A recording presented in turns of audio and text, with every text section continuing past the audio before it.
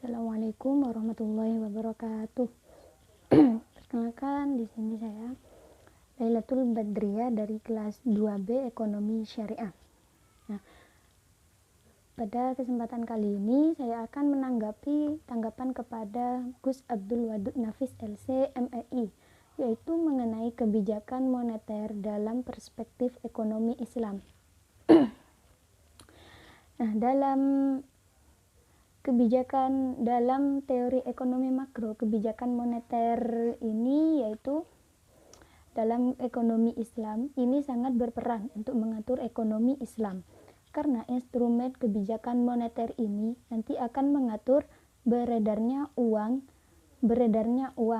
yang mengatur, yaitu mengatur beredarnya uang, mengatur tentang keseimbangan antara pasar uang dan pasar barang, sehingga harga menjadi stabil dan ekonomi bertumbuh dengan baik.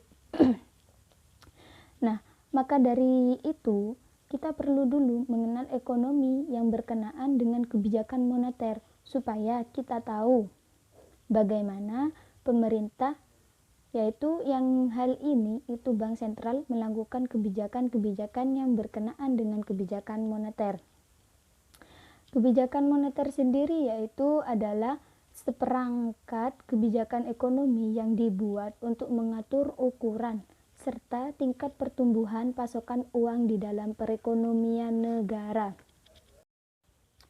Nah, sekarang yaitu yang pertama, di sini kita harus memahami dulu pengertian tentang kebijakan moneter. Nah, jadi kebijakan moneter ini yaitu suatu kebijakan yang dikeluarkan oleh pemerintah dalam mencetak uang, dalam mengedarkan uang. Kemudian yang mengatur jumlah uang yang beredar agar supaya perekonomian itu berjalan dengan baik dan ekonomi berkembang dengan baik. Nah, jika uang terlalu banyak beredar, maka akan terjadi yang namanya inflasi. Maka barang-barang itu maka harga barang-barang itu akan mahal. Dan sebaliknya, ketika uang sedikit yang beredar, maka akan terjadi deflasi. Maka barang-barang itu akan menjadi murah. Maka karena itu, perlu kebijakan-kebijakan moneter supaya harga barang itu seimbang, yaitu seimbang, tidak terlalu murah dan tidak terlalu mahal. Dan kemudian juga ada jenis-jenis kebijakan moneter di sini, yaitu ada dua. Yang pertama, kebijakan moneter ekspansif, dan yang kedua yaitu ada kebijakan moneter kontraktif. Nah, maksud dari kebijakan moneter ekspansif yaitu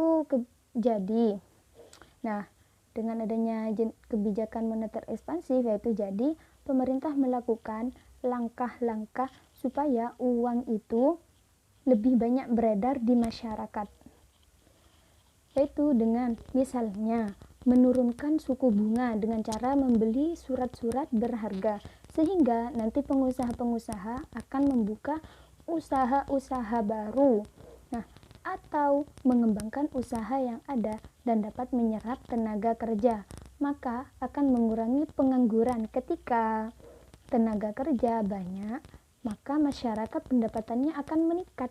Ketika pendapatan meningkat, maka daya beli masyarakat akan meningkat juga.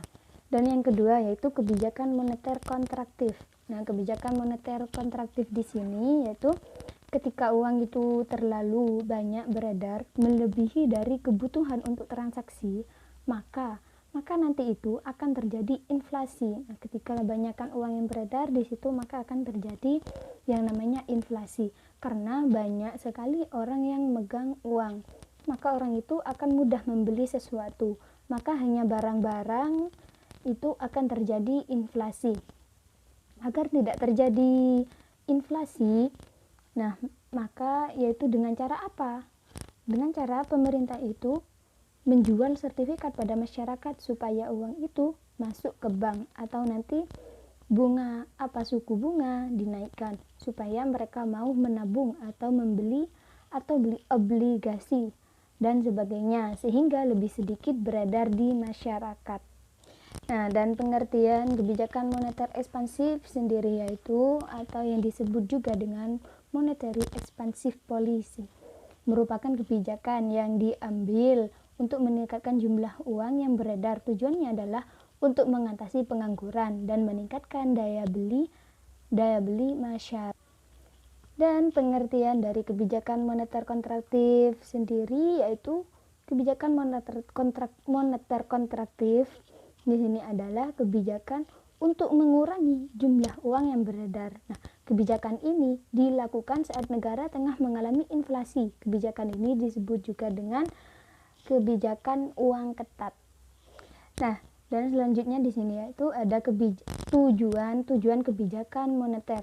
Yang diantaranya yaitu yang pertama, mengedarkan mata uang sebagai alat penukaran dalam perekonomian. Dan yang kedua di sini menjaga kestabilan harga. Dan yang ketiga yaitu menjaga kestabilan ekonomi. Dan yang keempat meningkatkan kesempatan kerja. Dan yang kelima di sini yaitu memperbaiki neraca perdagangan kerja masyarakat. Nah, dan yang keenam yaitu distribusi likuiditas yang optimal. Sedangkan yang ketujuh yaitu mempertahankan keseimbangan antara IS dan LM. Dan yang kedelapan atau yang terakhir di sini yaitu pertumbuhan ekonomi dan pemerataan pendapatan. Nah, jadi tujuan kebijakan moneter itu ada 8. Maksudnya yang pertama yaitu mengedarkan mata uang sebagai alat penukaran dalam perekonomian di sini yaitu untuk mengedarkan uang agar uang banyak beredar karena uang itu sebagai alat tukar sebagai alat jual beli. Dalam perekonomian nasional, jika orang itu mau melakukan ekonomi, mau beli, akan tetapi tidak ada uang. Nah, maka semua itu tidak akan terjadi. Yang mau jual tidak laku karena tidak ada orang yang mempunyai uang. Maka karena itu kebijakan moneter diperlukan agar uang itu beredar di masyarakat di mana uang sebagai alat tukar, sebagai alat penukaran dalam perekonomian. Nah, dan yang kedua di sini yaitu menjaga kestabilan harga. Yaitu pemerintah di sini akan melakukan kontraktif. Bagaimana uang itu ditarik ke bank sentral, tapi ketika uang itu sedikit melakukan ekspansif, bagaimana uang itu beredar di masyarakat. Ketika jadi kalau barang-barangnya terlalu murah, berarti mereka harus melakukan ekspansif. Uang harus lebih banyak beredar. Yaitu uang harus lebih banyak beredar, tapi tetap akan menjadi inflasi. Barang-barang itu menjadi mahal. Melakukan kontraktif itu untuk kestabilan harga. Nah, dan yang ketiga yaitu menjaga kestabilan ekonomi. Nah, maksudnya menjaga kestabilan ekonomi yaitu di sini tujuannya supaya ekonomi berjalan dengan baik, karena kalau terjadi uang terlalu banyak beredar di masyarakat. Nah, di masyarakat barang terlalu murah, terlalu mahal bagi inflasi, maka juga ekonomi juga akan rusak dan tidak akan stabil. Nah, dan yang selanjutnya di sini yaitu meningkatkan kesempatan kerja. Tujuannya yaitu karena ketika pemerintah melakukan kebijakan misalnya ekspansif yang mendorong nanti pelaku-pelaku ekonomi membuka usaha baru, membuka lapangan kerja baru. Nah, berarti nanti akan lebih meningkatkan kesempatan kerja kepada orang-orang yang masuk pada angkatan kerja. Dan yang selanjutnya di sini yaitu tujuan kebijakan moneter memperbaiki neraca perdagangan kerja masyarakat. Ketika ekonomi berjalan dengan baik, berarti perdagangan baik, maka berarti neraca ekonomi akan berjalan dengan baik dan akan meningkat neraca perdagangan di masyarakat. Nah, tujuan selanjutnya yaitu distribusi likuiditas yang optimal, yaitu uang itu sampai kepada masyarakat secara optimal. Dan selanjutnya tujuan kebijakan moneter di sini mempertahankan keseimbangan antara IS dan LM.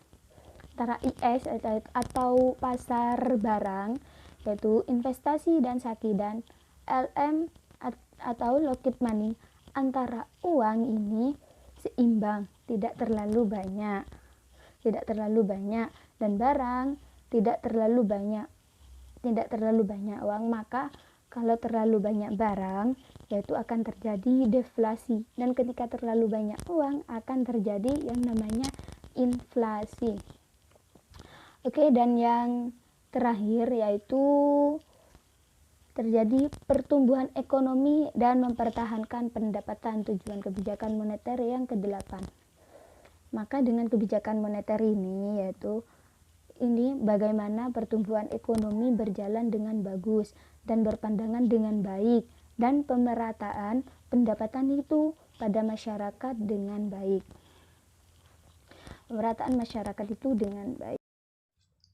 Nah, dan yang selanjutnya di sini yaitu ada tentang instrumen kebijakan moneter.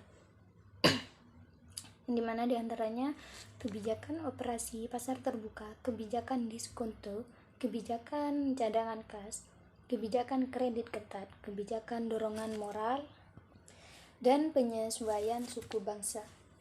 Nah, yang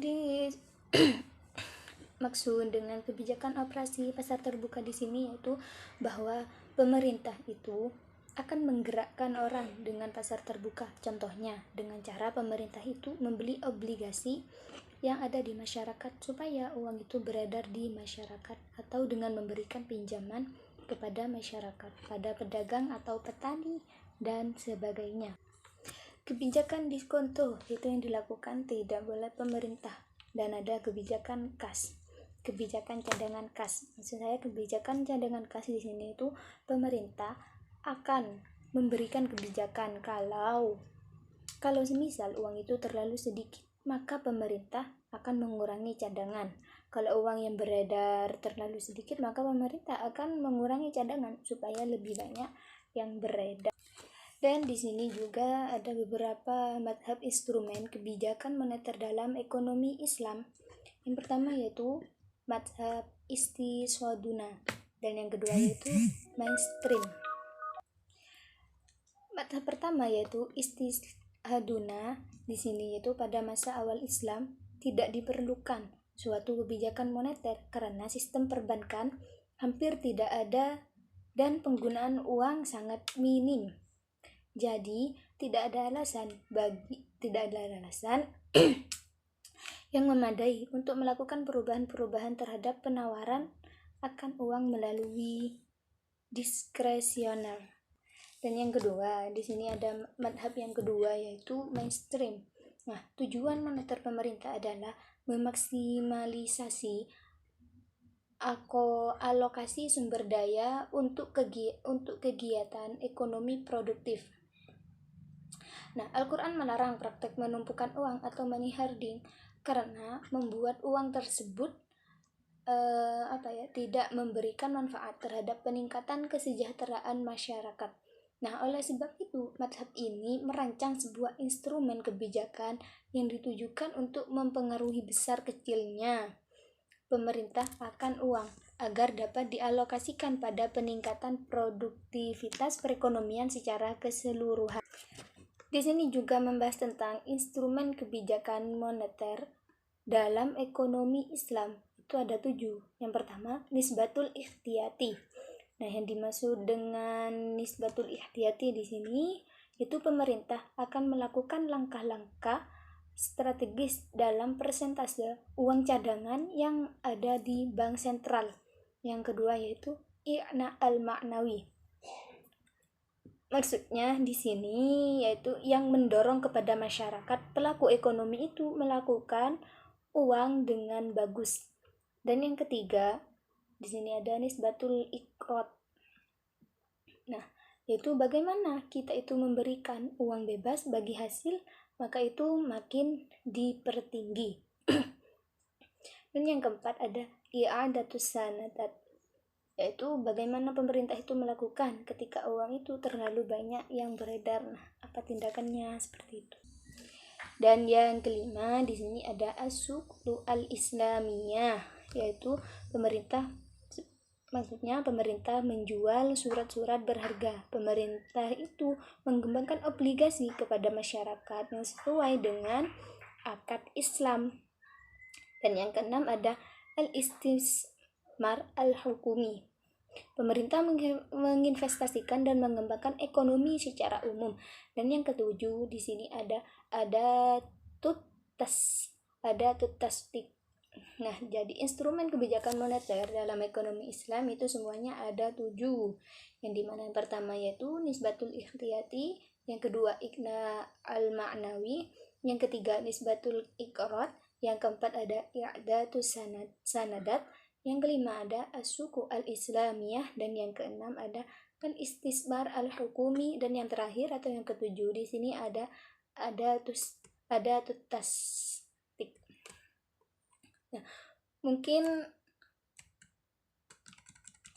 cukup sekian tanggapan dari saya. Apabila ada salah kata dari awal sampai akhir, mohon maaf sebesar-besarnya. Assalamualaikum warahmatullahi wabarakatuh.